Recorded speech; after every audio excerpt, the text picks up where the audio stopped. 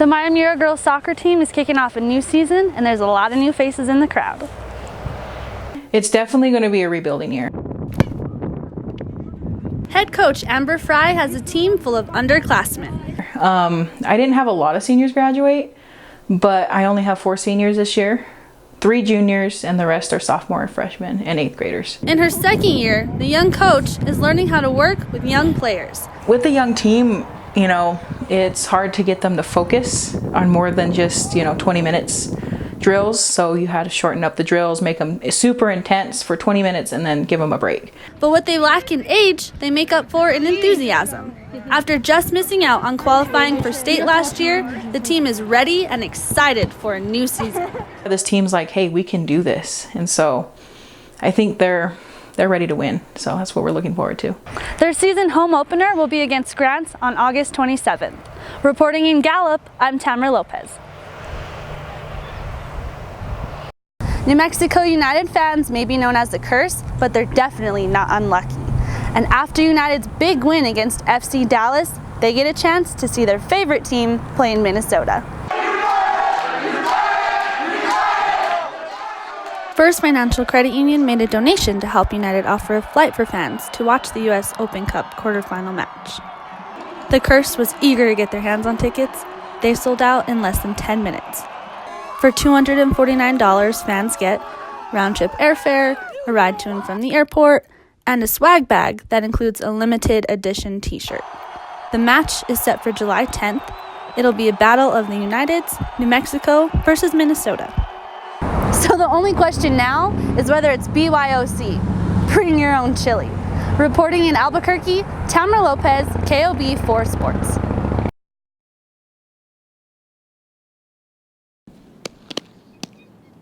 It's been a historic season for the Monarchs, clinching their first district title since 1979. Now they're back in the playoffs for the first time since 2014. Right now it's like we're containing ourselves.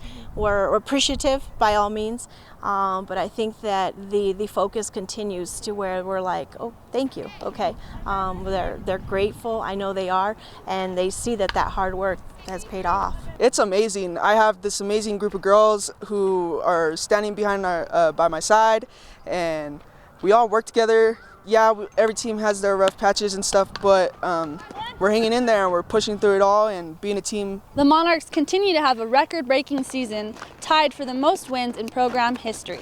Next up, they take on Cleveland in the first round of the state playoffs on Saturday at 10 a.m. Reporting in Albuquerque, Tamara Lopez, KOB 4 Sports.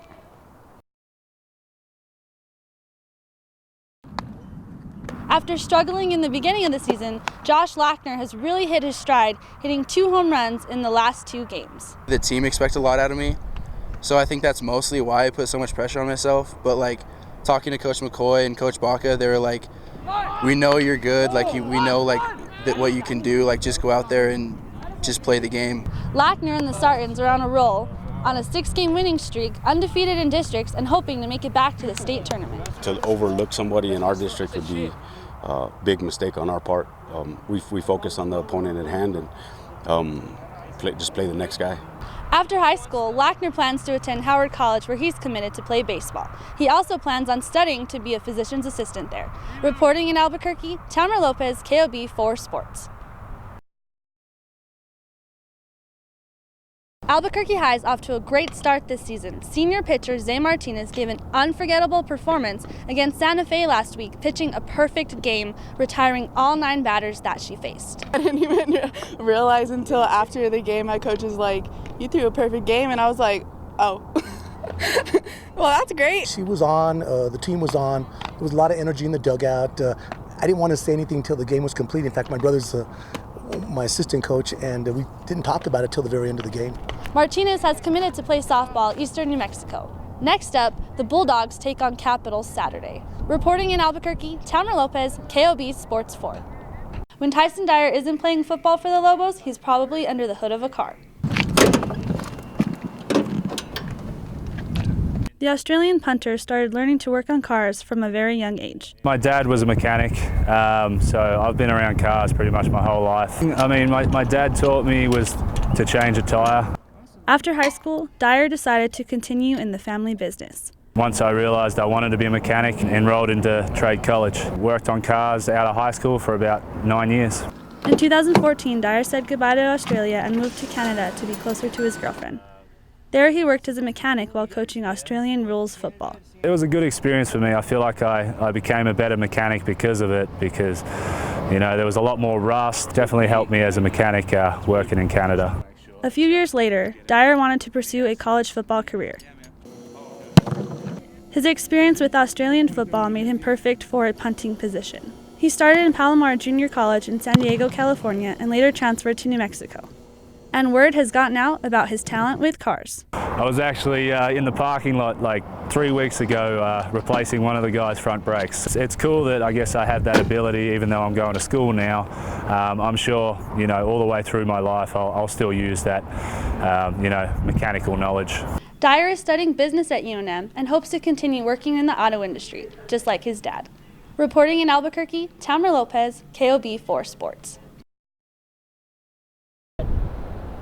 New Mexico United is coming home after a tough loss on the road. Starting off slow, they scored 2 goals, but Portland ultimately came back, winning 3-2. We got away from what makes us good, which is just hard work, and I think sometimes when we take, even a few plays off, I think it affects the whole team. New Mexico United returns home this Saturday, taking on LA Galaxy 2 for the second time this season. The game kicks off at 7 p.m. at the Lab. Reporting in Albuquerque, Tamara Lopez, KOB4 Sports. Carlton Bragg is starting his last season as a Lobo.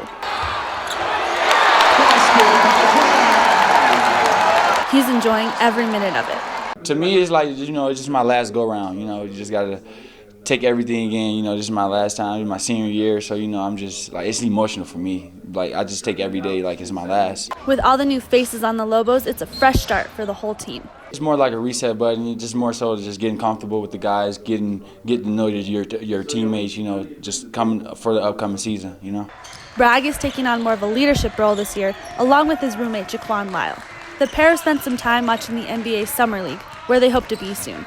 Summer League, just vision yourself being in there. It could be a few months away, Just keep working. You never know.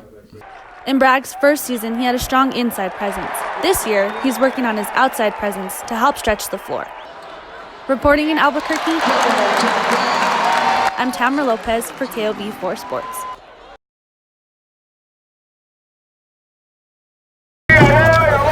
New Mexico United had a franchise first Thursday night, taking on its first international team at UNM's soccer complex. Cardiff City FC made the trip all the way to the Duke City for a friendly match against New Mexico United.